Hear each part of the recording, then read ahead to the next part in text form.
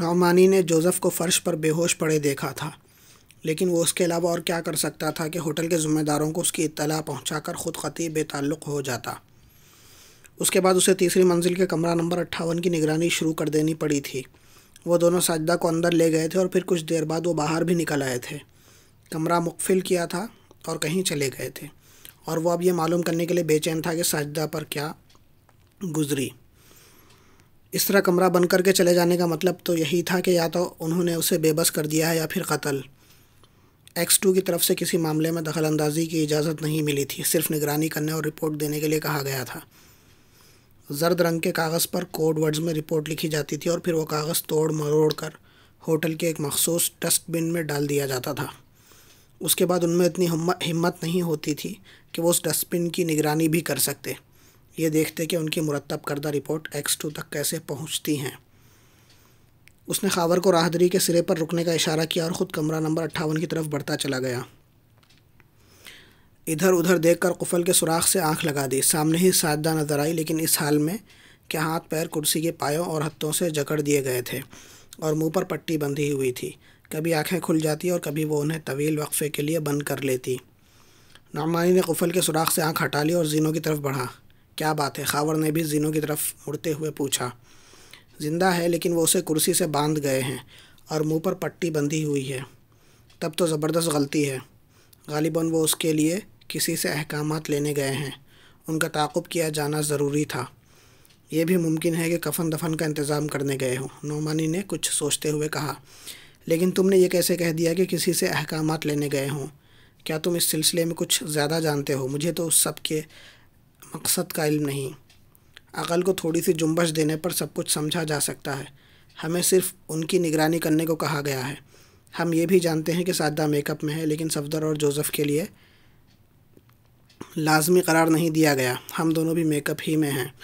ساجدہ کا make up میری dance میں مکمل نہیں ہے۔ وہ اپنی پیشانی اور آنکھوں کی بناوٹ سے صاف پہچانی جا سکتی ہے۔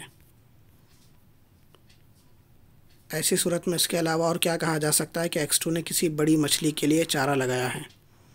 نعمانی کچھ نہ بولا۔ وہ زینے طے کر کے نچلی منزل کی طرف جا رہا تھا۔ دوسری منزل پر پہنچ کر اس نے پوچھا، جوزف کو کہاں لے گئے ہیں؟ غالباً ہسپتال۔ سر پھٹ گیا ہے۔ ہوش آ گیا تھا کسی قدر، اور وہ بڑبڑا رہا تھا کہ خون بہہ جانے کی وجہ سے نشہ اکھڑ گیا ہے۔ تھوڑی سی پی لینے دو، پھر کہیں لے چلو۔ پتہ نہیں کیا چکر ہے۔ ادھر وہ اس قسم کی حرکتیں کرتا رہا ہے کہ ہوٹل میں اس کی خاصی شہرت ہو گئی ہے۔ اس کے لیے دوپہر کا کھانا وہ خود ہی لائی تھی، لیکن پراسرار ڈرائیور نے اس پر ذرا برابر بھی حیرت ظاہر نہ کی۔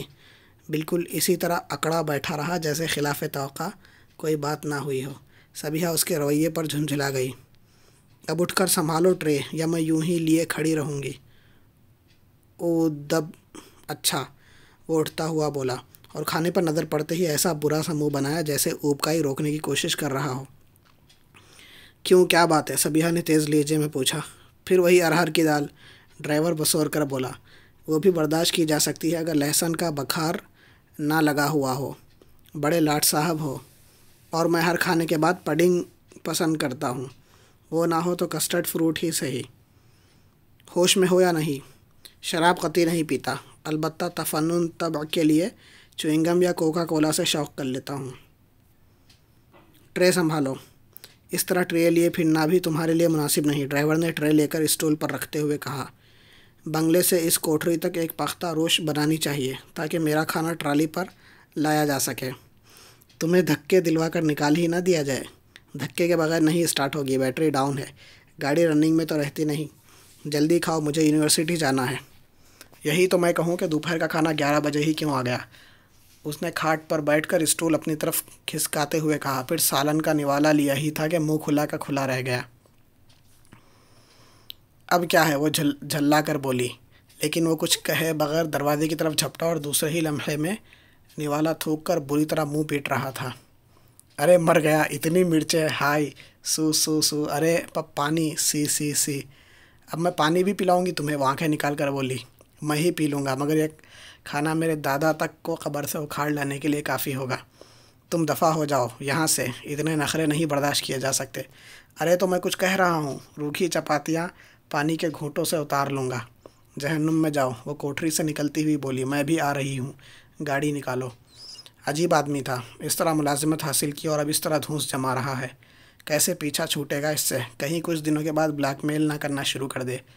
وہ سوچتی ہوئی کمرے میں آئی، نوٹس کا فائل اٹھایا اور پھر وہ لفافہ اٹھانے کے لیے جھکی جو فائل سے گرا تھا، سبز رنگ کا لفافہ۔ وہ سوچنے لگی کہ اس نے تو کوئی لفافہ فائل میں نہیں رکھا تھا، پھر یہ کہاں سے آ گیا؟ لفافے پر کچھ تحریر نہیں تھا، دباغت بتاتی تھی کہ اندر بھی کاغذ موجود ہے۔ لفافہ کھلا ہوا بھی نہیں تھا۔ وہ چند لمحے اس کے متعلق سوچتی رہی، شاید کبھی رکھ کر بھول گئی ہو، لیکن کبھی اس نے سبز رنگ کے لفافے استعمال نہیں کیے تھے۔ پھر اس نے کھول ہی ڈالا، اندر سے انگریزی حروف میں ٹائپ کیا ہوا خط برآمد ہوا۔ صبیحہ، میں تمہارے جرم سے واقف ہوں۔ سہیل کو مرنے سے قبل ہوش آ گیا تھا، اس نے اپنے بیان پر خود دستخط کیے تھے۔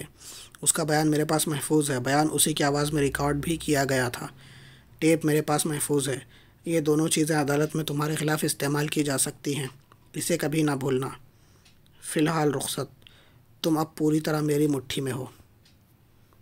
صبیحہ کے ہاتھ کانپے اور خط چھوٹ پڑا، سر چکرانے لگا۔ میز کا سہارا نہ لیتی تو گر ہی پڑی ہوتی۔ کئی منٹ تک وہ میز کے گوشے پر ہاتھ ٹکائے جھکی کھڑی رہی، تو وہی ہوا۔ اس مردود نے آخرکار بلیک میلنگ کا سلسلہ شروع کر دیا۔ اب کیا ہوگا؟ اب تو میں واقعی اس کی مٹھی میں ہوں۔ کاش مجھ سے وہ شرارت سرزد نہ ہوتی۔ ماں کا جی جلایا تھا۔ یا اللہ معاف کر دے، سزا نہ دیجیو میرے مالک۔ وہ سوچتی رہی، پھر پے در پہ ہان کی آواز سن کر چونکی۔ دل شدت سے دھڑکنے لگا۔ لفافہ فائل میں رکھتی ہوئی باہر نکل آئی، لیکن قدم لڑکھڑا رہے تھے۔ وہ اسٹیئرنگ پر بیٹھا نظر آیا، کتنا خوفناک لگ رہا تھا اس وقت۔ آنکھوں پر تاریک شیشوں کے اینک نے چہرے کو پہلے سے زیادہ بھیانک بنا دیا تھا۔ وہ پچھلی سیٹ پر نیم مردہ سی گر گئی۔ کار پھاٹک سے نکل کر سڑک پر آ گئی تھی۔ ڈرائیور خاموشی سے اسٹیئرنگ کرتا رہا۔ صبیحہ کی سمجھ میں نہیں آ رہا تھا کہ اب اسے کیا کرنا چاہیے۔ اگر اس کے بارے میں پولیس کو اطلاع دیتی تو خود اس کی ذات بھی اس معاملے میں ملوث ہو کر رہ جاتی۔ خاموشی اختیار کرنے کی صورت میں نہ جانے کیا حشر ہو۔ آخر یہ کون ہے اور کیا چاہتا ہے؟ لیکن وہ وہاں اپنی مرضی سے کب آیا تھا؟ خود اس کے ملازمین پکڑ لائے تھے، لہٰذا یہ بھی نہیں کہا جا سکتا کہ اس کی آمد کسی سوچی سمجھی اسکیم کے تحت ہوئی ہو۔ اب اسے کیا کرنا چاہیے؟ کیا براہ راست اس سے گفتگو شروع کر دے؟ پھر اسے سہیل یاد آیا، جو اس کا تعاقب کیا کرتا تھا۔ کیسے مضبوط جسم کا آدمی تھا، جسے اس نے ٹھوکروں پر رکھ کر موت ہی کی طرف ڈھکیل دیا۔ لیکن کون جانے یہ بھی محض فراڈ ہو، سہیل زندہ ہو۔ صبیحہ کی الجھن بڑھتی رہی، پھر اسے اس پر غصہ آنے لگا۔ اس نے سوچا جو کچھ ہونا ہوگا ہو کر رہے گا، اس سے دو باتیں تو ہو ہی جائیں۔ کار یونیورسٹی والی سنسان سڑک پر دوڑ رہی تھی۔ سڑک کے کنارے لگا کر گاڑی کھڑی کر دو، دفعتاً اس نے اپنے لہجے میں سختی پیدا کر کے کہا۔ رفتار کم ہو گئی اور گاڑی سڑک کے کنارے جا لگی، لیکن ڈرائیور نے مڑ کر نہیں دیکھا، اسٹیئرنگ پر جھکا بیٹھا رہا۔ میں تم سے خائف نہیں ہوں، سمجھے؟ صبیحہ غرائی۔ نہ میں شیر نہ بھیڑیا، پھر خائف ہونے کا کیا سوال؟ جواب ملا، سنجیدگی سے گفتگو کرو۔ بالکل سنجیدہ ہوں۔ تم مجھے بلیک میل نہ کر سکو گے، میں کسی چیز سے بھی نہیں ڈرتی۔ بدنامی یا نیک نامی کا خیال بزدلوں کو آیا کرتا ہے۔ اطلاع پا کر خوشی ہوئی۔ اور کچھ؟ Shut up you dirty swine. انگریزی میں گالیاں بھی بھلی معلوم ہوتی ہیں، البتہ اردو کی بات دوسری ہے، تمام کوائف کھل کر سامنے آ جاتے ہیں۔ میں کہتی ہوں خاموش رہو۔ وہ غصے سے پاگل ہوئی جا رہی تھی۔ تم گالیاں دیے جاؤ اور میں پسندیدگی کا اظہار بھی نہ کروں تو تم انگریزی بھی سمجھ لیتے ہو؟ وہ اوپری ہونٹ بھینچ کر بولی۔ جرمن اور فرانسیسی بھی۔ لیکن تم مجھے بلیک میل نہیں کر سکتے۔ بہت دیر سے تم بلیک میل کی رٹ لگائے ہو، لیکن میں نہیں سمجھ سکتا کہ اچھوتا خیال آیا کیسے۔ اس کے قاتل تم خود ہو، میں نہیں۔ میں نے تم سے مدد بھی نہیں مانگی تھی۔ میرے خدا، میں اپنا سر کہاں دے ماروں؟ مکاری کی باتیں مجھ سے نہیں چلیں گی، تم میرا کچھ نہ بگاڑ سکو گے۔ اب اگر تم اصل معاملے کی طرف نہ آئیں تو میں خود اپنا حلیہ بگاڑ کر رکھ دوں گا۔ مجھے اس خط کا مقصد بتاؤ۔ کس خط کی بات کر رہی ہو؟ جو تم نے میرے فائل میں رکھ دیا تھا۔ میں نے تمہارے کسی فائل میں کوئی خط نہیں رکھا، تم جھوٹے ہو۔ فائل کہاں تھا تمہارا؟ میرے سونے کے کمرے میں۔ میرا خیال ہے کہ پرسوں رات کے علاوہ میں بنگلے کے اندر نہیں گیا۔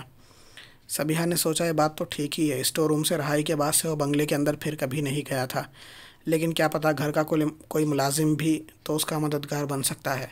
مفت ہاتھ آنے والے پیسوں میں بڑی قوت ہوتی ہے۔ تم نے میرے کسی ملازم کو بھی بدطینت بنا دیا ہوگا۔ وہ تو سبھی صورت حرام اور بدتینت ہے۔ تو تم نے ایسے ہی بدتینت کے ذریعہ وہ خط میرے فائل میں رکھوایا تھا۔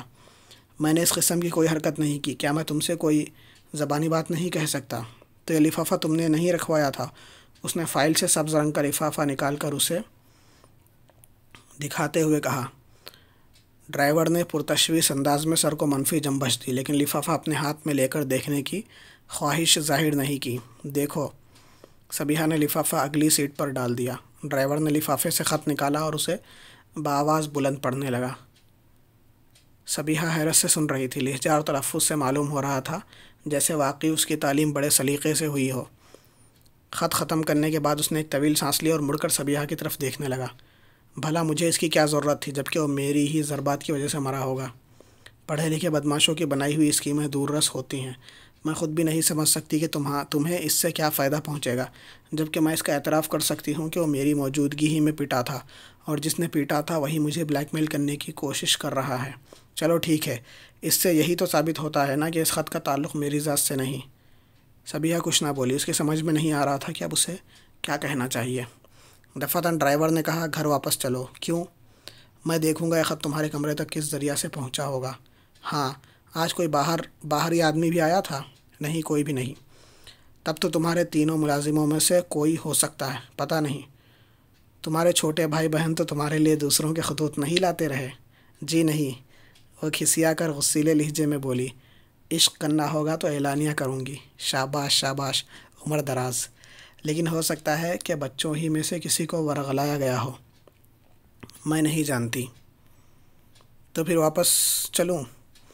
جیسا جی چاہے، لیکن اتنی جلدی واپسی کا جواز کیا پیش کرو گی؟ پروفیسر پیچش میں مبتلا ہے، کلاس نہیں لیں گے۔ سبحان اللہ سبحان اللہ، اچھی بات ہے۔ ڈرائیور نے انجن اسٹارٹ کر کے یو ٹرن لیا اور گاڑی پھر گھر کی طرف روانہ ہو گئی۔ دونوں ہی خاموش تھے، بقیہ راستہ خاموشی ہی سے طے ہوا۔ گھر پہنچ کر گاڑی سے اترتے ہوئے صبیحہ نے آہستہ سے پوچھا، کیسے پتہ لگاؤ گے؟ تمہاری دانس میں تمہارے ملازمین میں سب سے زیادہ خبیث کون ہے؟ ڈرائیور نے سوال کیا۔ مجھے سبھی خبیث معلوم ہوتے ہیں۔ اچھا، تو تینوں خبیثوں کو کسی بہانے سے میرے پاس بھیج دو۔ کیا کرو گے تم؟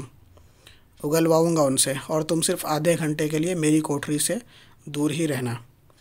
صبیحہ اندر چلی آئی۔ پہلے ایک ملازم کو بلا کر اس سے کہا کہ وہ ڈرائیور کو بلا لائے۔ پھر 10 منٹ بعد دوسرے کو بھیجا اور ان دونوں کی واپسی کی منتظر رہی، لیکن ان میں سے کوئی بھی نہ پلٹا۔ 15 منٹ بعد تیسرے کو روانہ کیا۔ پورا 1 گھنٹہ گزر گیا، لیکن ان میں سے کسی کی بھی واپسی نہ ہوئی۔ اس نے سوچا اب خود ہی چل کر دیکھنا چاہیے۔ وہ کوٹری جہاں ڈرائیور کا قیام تھا، مہندی کے قدامت باڑ کی اوٹ میں تھی، اسی لیے بنگلے کے برآمدے میں کھڑے ہوئے کسی آدمی کی نظر میں آئے بغیر وہ اس کے دروازے تک پہنچ سکتی تھی۔ کوٹری کا دروازہ بند ملا، اندر سے کنڈی چڑھا دی گئی تھی۔ وہ چند لمحے خاموش کھڑی سنگن لیتی رہی، لیکن اندر سے کسی قسم کی بھی آواز نہ آئی۔ پھر اسے دروازے کی جھری سے جھانکنا ہی پڑا۔ اندر کے حالات تشویش کن تھے۔ تینوں ملازموں کے ہاتھ اور ٹانگوں میں ڈنڈا پھنسا کر اس طرح باندھا گیا تھا کہ وہ جنبش بھی نہیں کر سکتے تھے۔ منہ میں کپڑا بھی نہ ٹھونس دیا گیا ہوتا تو وہ غلغپاڑا مچا کر آسمان سر پر اٹھا لیتے، اور ڈرائیور سامنے والے جھلنگے پر انہی کے رخ کروٹ لیے سو رہا تھا۔ صبیحہ چکرا گئی۔ یہ کیا ہو رہا ہے؟ آخر وہ کیا کرنا چاہتا ہے؟ دفعتاً ایک ملازم کے حلق سے عجیب سی گھٹی گھٹی آوازیں نکلنے لگی، اور ڈرائیور نے اس طرح آنکھیں کھول کر دیکھا جیسے بچوں کے شور میں بھی گہری نیند سونے والے کسی عیالدار بوڑھے کے کانوں میں کوئی نئی آواز پڑی ہو۔ اس نے سیدھے ہو کر پورا جسم تان لیا، لیٹے ہی لیٹے انگڑائی لی اور اٹھ کر اس شور مچانے والے کو پرتشویش نظروں سے دیکھنے لگا۔ ٹھیک ہے، ڈرائیور نے سر ہلا کر کہا، میں سمجھ گیا۔ اس لیے تمہارے علاوہ اور سب کی چھٹی۔ تم میں سے کوئی بھی دوسرے کے متعلق نہیں جانتا کہ میں نے اس سے کیا پوچھا تھا، لہٰذا اس کا تذکرہ کوئی کسی سے نہ کرے، ورنہ جان سے مار دوں گا۔ مجھے ڈپٹی صاحب نے گھر کی نگرانی کے لیے بھجوایا ہے، سمجھے؟ پھر اس نے ان دونوں ملازموں کو آزاد کر دیا جنہیں صبیحہ نے بے حس و حرکت اور خاموش دیکھا تھا۔ ایک ایک کر کے یہاں سے چلے جاؤ، تمہارے کسی معمول میں فرق نہ آنا چاہیے، سمجھے؟ ڈرائیور نے دونوں کو مخاطب کر کے کہا۔ صبیحہ نے سوچا وہ باہر نکلیں گے، لہٰذا ان کی نظروں میں نہ آنا چاہیے۔ وہ قریب کی بے ترتیب جھاڑیوں کی اوٹ میں ہو گئی۔ کچھ دیر بعد اس نے انہیں مالی کی کوٹھی سے نکلتے دیکھا۔ چہروں پر ہوائیاں اڑ رہی تھی۔ وہ آگے پیچھے چلتے ہوئے نظروں سے اوجھل ہو گئے۔ صبیحہ جھاڑیوں کی اوٹ سے نکل کر پھر دروازے کے قریب آئی۔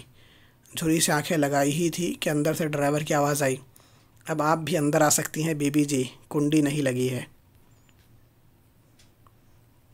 وہ سناٹے میں آ گئی اور غیر ارادی طور پر ہاتھوں نے آگے بڑھ کر دروازے کو دھکا دیا۔ دونوں پارٹ کھل گئے۔ تیسرا ملازم بھی اب آزاد ہو چکا تھا۔ صبیحہ نے اس پر اچٹتی سی نظر ڈالی اور ڈرائیور کی طرف متوجہ ہو گئی۔ یہ ہے وہ ملازم جس نے لفافہ آپ کی فائل میں رکھا تھا، اس نے ہاتھ اٹھا کر کہا۔ کیوں؟ صبیحہ اس کی طرف مڑی لیکن وہ سر جھکائے کھڑا رہا، چہرہ زرد پڑ گیا تھا۔ کس نے دیا تھا تمہیں وہ لفافہ؟ صبیحہ نے پھر کانپتی ہوئی آواز میں سوال کیا، لیکن اس کا بھی جواب اسے نہ مل سکا۔ کسی نے 10 روپیوں کے لیے اس سے یہ خدمت لی تھی، ڈرائیور نے خشک لہجے میں کہا۔ کس نے؟ اسے پہچانتا نہیں، ڈرائیور بولا۔ تم نے یقین کر لیا؟ یقین نہ کرنے کی کوئی وجہ نہیں، اسے یہاں سے جو تنخواہ ملتی ہے اس کے گزرا اوقات کے لیے کافی نہیں ہوتی، لہذا 10 روپیوں کے لیے قتل بھی کر سکتا ہے۔ یہاں تو صرف ایک خط رکھنا تھا اس فائل میں جسے تم عام طور پر استعمال کرتی ہو۔ میں اسے پولیس کے حوالے کر دوں گی، وہ اس سے کچھ وصول کر کے چھوڑ دیں گے۔ ان بیچاروں کی تنخواہیں بھی ان کے لیے ناکافی ہوتی ہیں، لہذا اس بیچارے کا 10 روپیوں کے نفع ہی میں رہنے دو۔ لیکن پیارے، کہیں تم بھی تو نبراسکا یونیورسٹی کے LLD نہیں؟ فضول باتوں میں نہ پڑو، اسے پولیس کے حوالے کر دو۔ نہیں، اس کے لیے صرف اتنا ہی کافی ہے کہ فوری طور پر یہاں سے منہ کالا کر جائے۔ کمبخت نمک حرام، اتنے دنوں سے یہاں تھا۔ ڈرائیور نے ہاتھ ہلا کر اسے وہاں سے چلے جانے کا اشارہ کیا اور وہ اسی طرح سر جھکائے ہوئے باہر نکل گیا۔ صبیحہ نے اس کے پیچھے جانا چاہا تھا۔ ٹھہرو۔ نہیں، میں اسے ضرور پٹواؤں گی، اور دوسروں کو اس کی وجہ بتاتے ہوئے یہ بھی بتاؤ گی کہ اس خط کی نوعیت کیا تھی۔ کیوں؟ صبیحہ کے قدم رک گئے اور وہ دم بخود کھڑی رہی، پھر بولی، سمجھ میں نہیں آتا کس مصیبت میں پھنس گئی ہوں، اور اب مجھے کیا کرنا چاہیے۔